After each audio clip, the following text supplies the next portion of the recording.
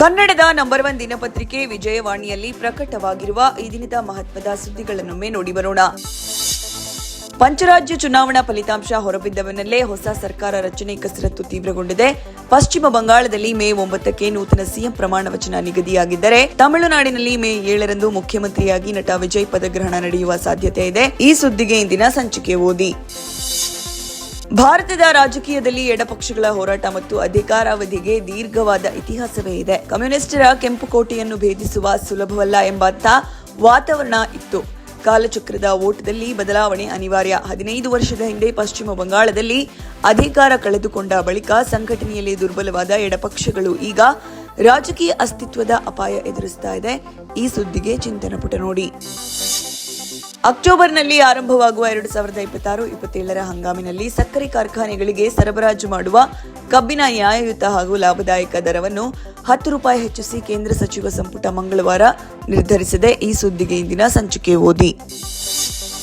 ಹೈದರಾಬಾದ್ನಿಂದ ಚಂಡೀಗಢ ಏರ್ಪೋರ್ಟ್ಗೆ ಆಗಮಿಸಿದ IndiGo ವಿಮಾನವೊಂದರ cabin ಲಗೇಜ್ನಲ್ಲಿದ್ದ power ಬ್ಯಾಂಕ್ನಲ್ಲಿ ಬೆಂಕಿ ಕಾಣಿಸಿ ಮಂಗಳವಾರ ಕೆಲಕಾಲ ಆತಂಕ ಉಂಟಾಗಿತ್ತು. ಈ ಸುದ್ದಿಗೆ ಮುಖಪುಟ ನೋಡಿ.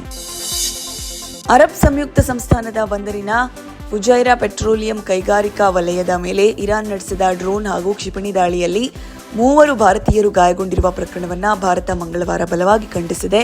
ಈ ಸುದ್ದಿ ಕೂಡ ಮುಖಪುಟದಲ್ಲಿದೆ.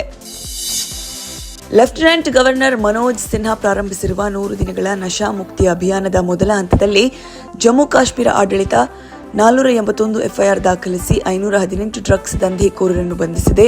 ಈ ಸುದ್ದಿಗೆ ವಿಜಯವಾಣಿ ಓದಿ. ಬಂಗಾಳ ಕೊಲ್ಲಿಯಲ್ಲಿ ಮೇಲ್ಮೈ ಸುಳಿಗಾಳಿ ಮತ್ತು ಅಂಡಮಾನ್ ನಿಕೋಬಾರ್ನಲ್ಲಿ ತೇವಾಂಶ ಭರಿತ ಮೋಡದ ಕಾರಣ ರಾಜ್ಯದಲ್ಲಿ ವಾರಪೂರ್ತಿ ಮಳೆಯಾಗುವ ಸಾಧ್ಯತೆ ಇದೆ. ಈ ಸುದ್ದಿಗೆ ಸಮಸ್ತ ಕರ್ನಾಟಕ ಪುಟ ನೋಡಿ. ಶೃಂಗೇರಿ ವಿಧಾನಸಭಾ ಕ್ಷೇತ್ರದ 3 ಮತ ಎಣಿಕೆ ವೇಳೆ ಅಂಚೆ ಮತ ಆಧಾರದಡಿ ಬಿಜೆಪಿ ಶಾಸಕ ಜೀವರಾಜ್ ಗೆಲುವು ಸಾಧಿಸಿರುವ ಬಿಜೆಪಿ ಕಾಂಗ್ರೆಸ್ ನಡುವೆ ಕಲಹ ಹುಟ್ಟುಹಾಕಿದೆ. ಈ ಸುದ್ದಿಗೆ ಇಂದಿನ ಸಂಚಿಕೆ ಓದಿ. ಪಶ್ಚಿಮ ಏಷ್ಯಾದಲ್ಲಿನ ಜಾಗತಿಕ ರಾಜಕೀಯ ಉದ್ವಿಗ್ನತೆಯ ಹಿನ್ನೆಲೆಯಲ್ಲಿ ರಾಷ್ಟ್ರ ರಾಜಧಾನಿಯಲ್ಲಿ ಮಂಗಳವಾರ ಬೆಳ್ಳಿ ಬೆಲೆ ₹1,500 ಏರಿಕೆಯಾಗಿದ್ದು ಪ್ರತಿ ಕೆಜಿಗೆ ₹2.51 ಲಕ್ಷ ತಲುಪಿದೆ.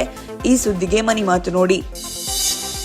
Toxic the fairy tale for grown ups ಚಿತ್ರದಲ್ಲಿ ನಟ ಯಶ್ಗೆ ಬಾಲಿವುಡ್ ತಾರೆ ಕಿಯಾರಾ ಅಡ್ವಾನಿ ಜೋಡಿಯಾಗಿದ್ದಾರೆ. ಇಬ್ಬರ ಕಾಂಬಿನೇಷನ್ ನಲ್ಲಿ ಮೂಡಿಬಂದಿರುವ ತಬಾಯಿ ಆಡಿಯೋ ಈಗಾಗಲೇ ರಿಲೀಸ್ ಮಾಡಲಾಗಿದೆ. ಈ ಸುದ್ದಿಗೆ ಉಲ್ಲಾಸ ನಮಸ್ತೆ ಬೆಂಗಳೂರು ನೋಡಿ.